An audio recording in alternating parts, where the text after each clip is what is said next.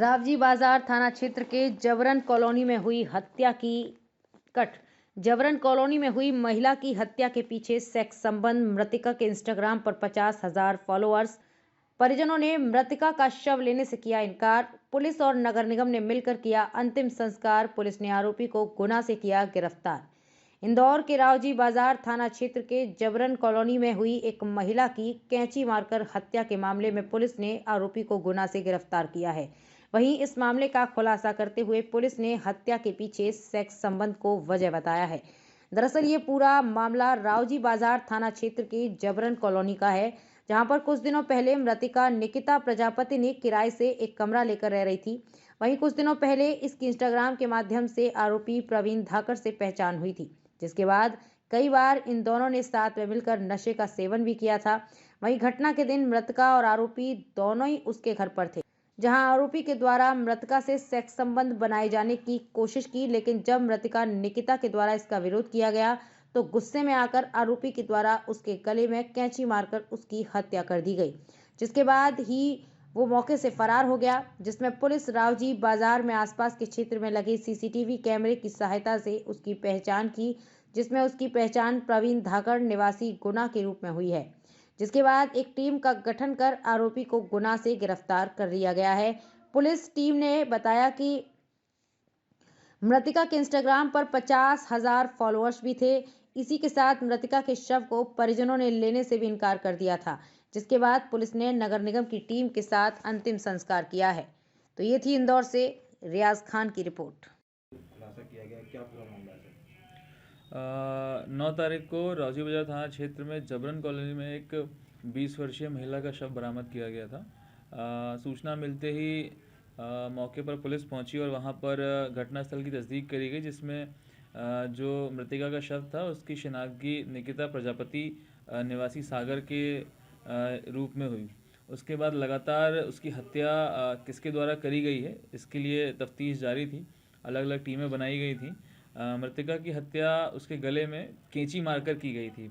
इस पर से आसपास के लोगों से पूछताछ करने पे, फुटेज चेक करने पर ये बात सामने आई कि वो महिला 3-4 दिन पहले ही वहाँ पर कमरा लेकर आई थी और वहाँ पर उस व्यक्ति के साथ में रह रही थी जो अभी फरार है। परंतु उस व्यक्ति की आइडेंटिटी किसी को भी नहीं मालूम थी, कोई बता नहीं पा रहा था।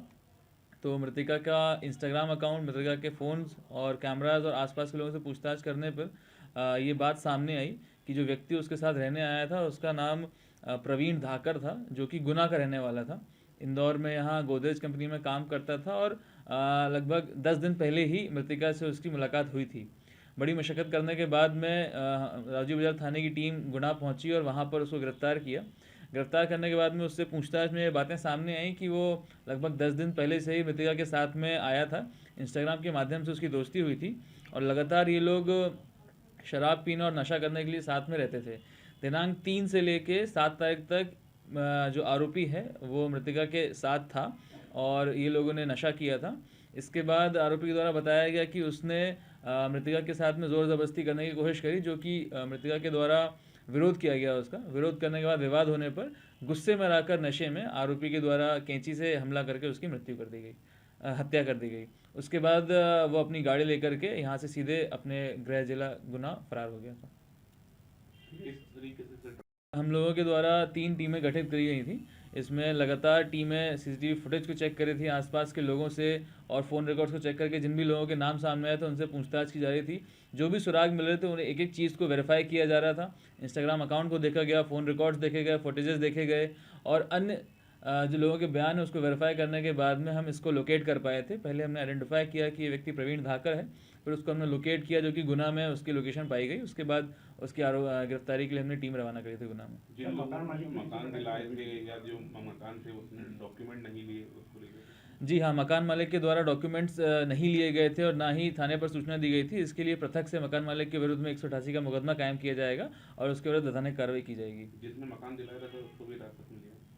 उससे पूछताछ करी गई है। उसका साफ तौर पर उसका सहभागिता इस हत्या में सामने नहीं आई है, इसलिए पूछताछ करने के बाद में उसको थाने से रवाना किया गया है। महिला का बैकग्राउंड क्या था इसके अंदर?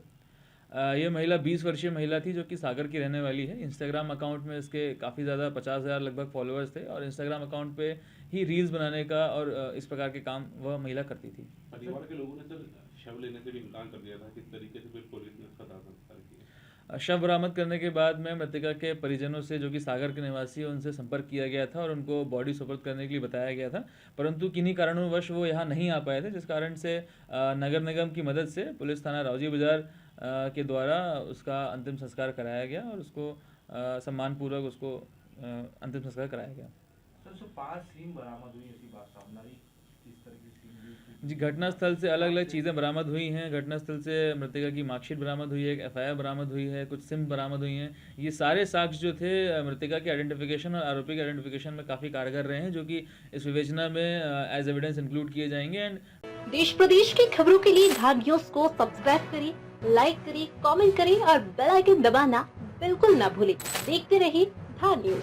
धार न्यूज के फेसबुक पेज को फॉलो करें, इंस्टाग्राम धार न्यूज.mp को फॉलो करें।